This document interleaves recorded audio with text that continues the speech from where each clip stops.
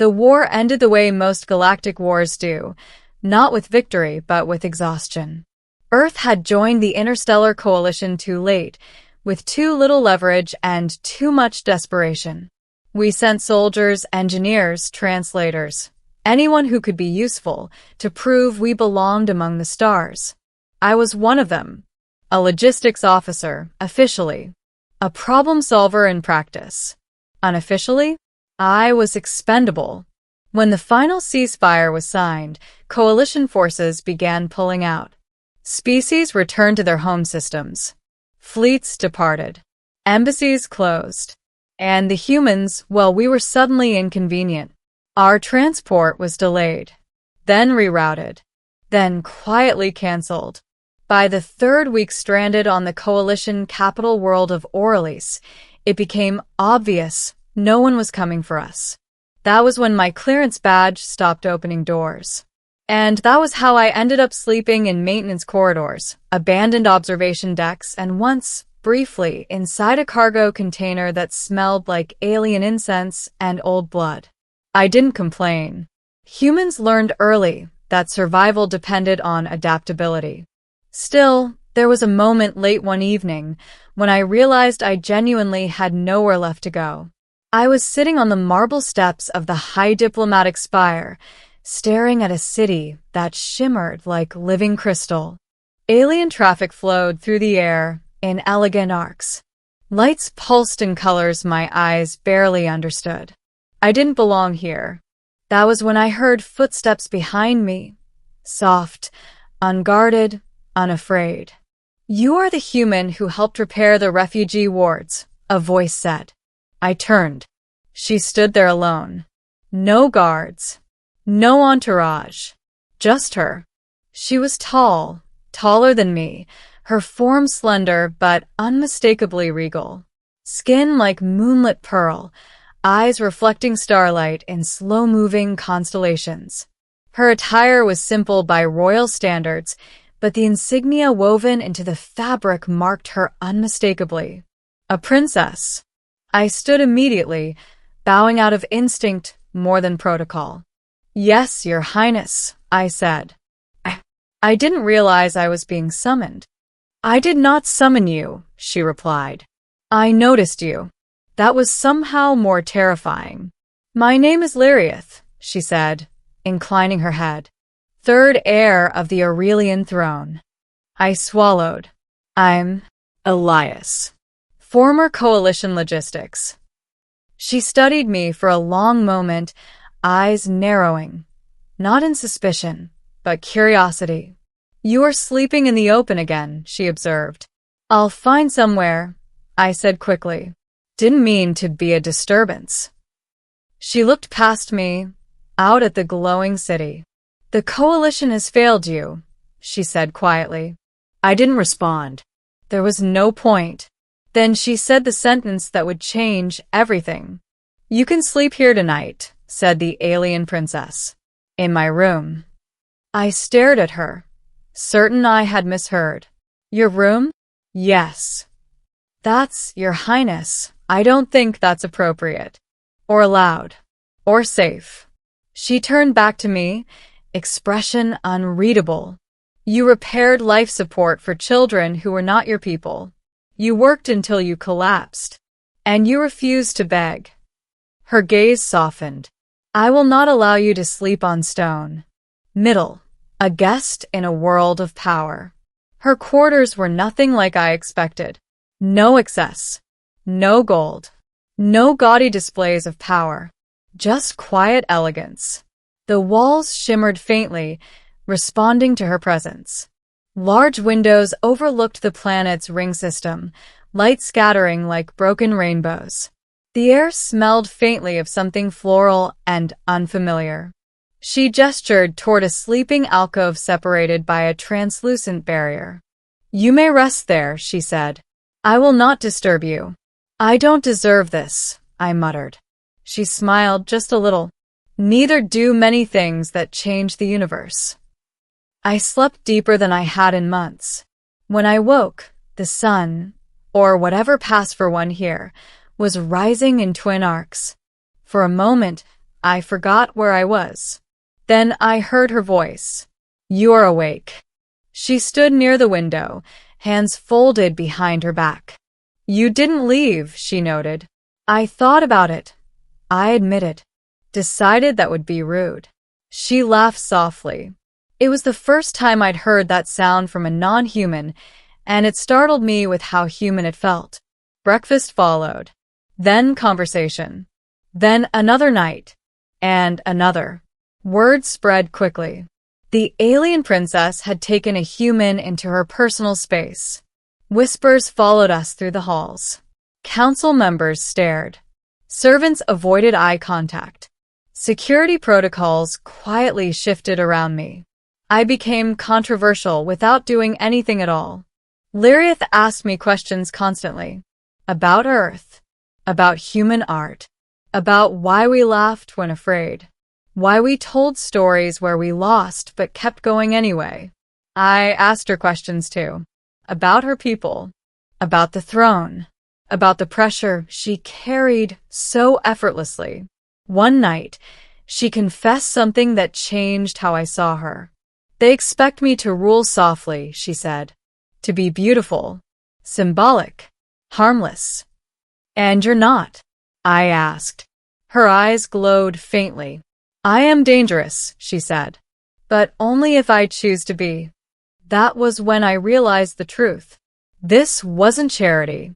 She wasn't sheltering a lost human out of kindness alone. She was choosing me. The breaking point. The Coalition Council intervened on the 10th night. I was summoned, formally this time. They accused me of manipulation, of espionage, of seduction. They implied that humanity had placed me deliberately. Lirith stood beside me through it all, silent. When they demanded I be removed from the palace, she finally spoke. "You will not touch him." The chamber fell silent. "He is under my protection," she continued. "Any harm done to him will be considered a violation of Aurelian sovereignty." The council protested, threatened sanctions. She leaned forward. "Then sanction us," she said calmly, "and explain to the galaxy why you punished a world for offering shelter to the abandoned." I had never seen power wielded so quietly. Afterward, I confronted her. "You didn't have to do that," I said. "I'm not worth a political incident." She stepped closer.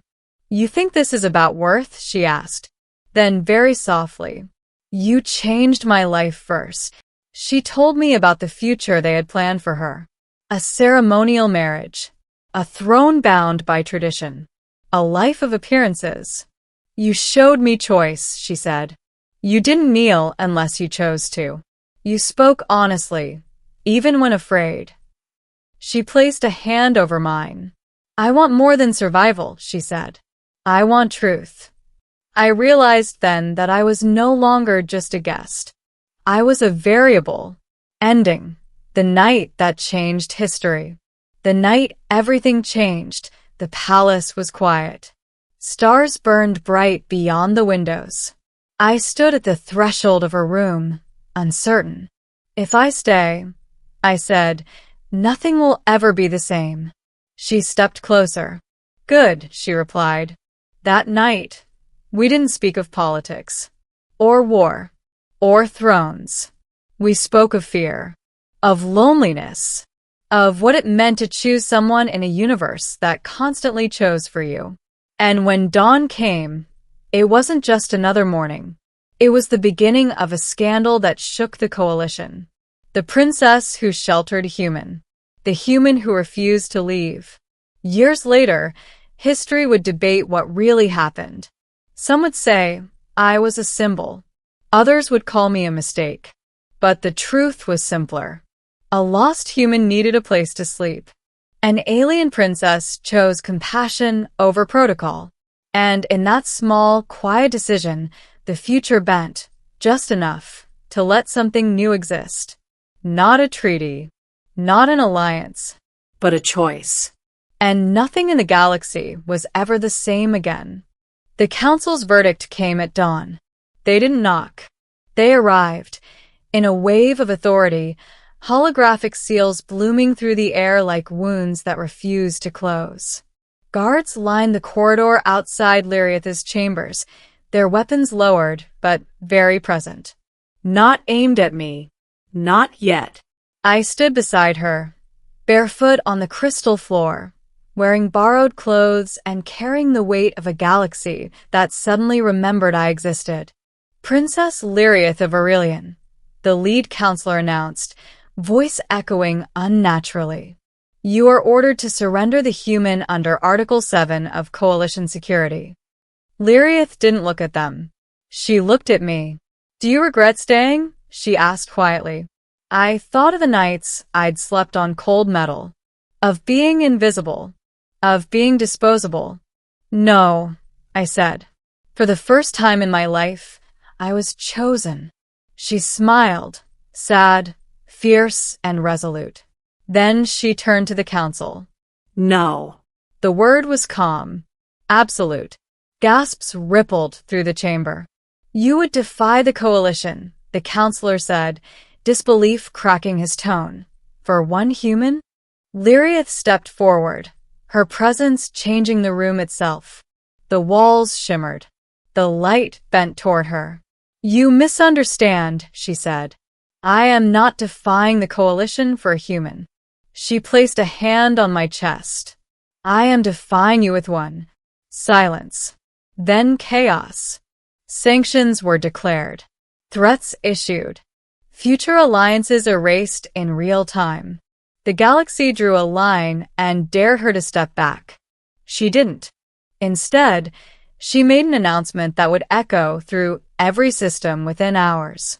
Aurelian was withdrawing from the coalition. Not in anger, not in war, but in refusal. Refusal to abandon those left behind. Refusal to measure worth by species. Refusal to believe compassion was weakness. And then she did something no one expected. She named me, not as a prisoner, not as a guest, not as a scandal, but as her chosen bond, a position older than the coalition itself, one that could not be undone without her abdication. The human who had nowhere to sleep became untouchable overnight. The galaxy reacted the only way it knew how, with outrage, fear, debate, and curiosity. Other worlds began asking questions. Why had the humans been discarded so easily? Why had no one noticed until a princess did? What else had the coalition decided was acceptable loss? History didn't remember the exact words she said that night, but it remembered the result. A ripple that became a wave. A single room that became a sanctuary. A human who was supposed to disappear and didn't. Years later, when I stand beside her as she addresses worlds that once ignored us, I sometimes think back to that first night. To exhaustion. To cold stone. To a quiet voice that said, "You can sleep here tonight." She didn't just give me shelter. She gave the galaxy a mirror. And it was never the same again.